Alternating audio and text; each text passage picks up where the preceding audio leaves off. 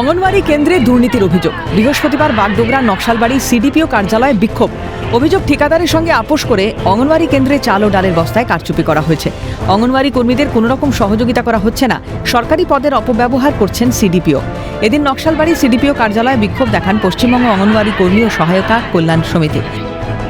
ভবিষ্যতে এই ঘটনা ঘটলে আদালতে যাওয়ার হুঁশিয়ারি। আমরা কোনো রকমই সুরাহা পাচ্ছি না। আমরা সিডিপিও আমাদের সঙ্গে সহযোগিতা করছে না। আমরা এর আগেও এসেছি, আমাদের এখানে 17 জন কর্মীকে শোকজ করা হয়েছিল।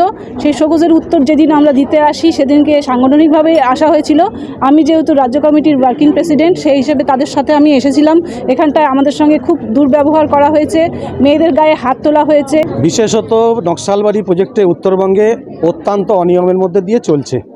চাল ডালের বস্তায় 50 কিলোর জায়গায় 40 কিলো থাকছে, ডালের বস্তায় 20 কিলো 22 কিলো থাকছে। বারংবার বলা সত্ত্বেও এই বিষয়ে কোনো সুরাহা হয়নি। অত্যন্ত দুর্নীতিবাজ এখানকার সিডিপিও।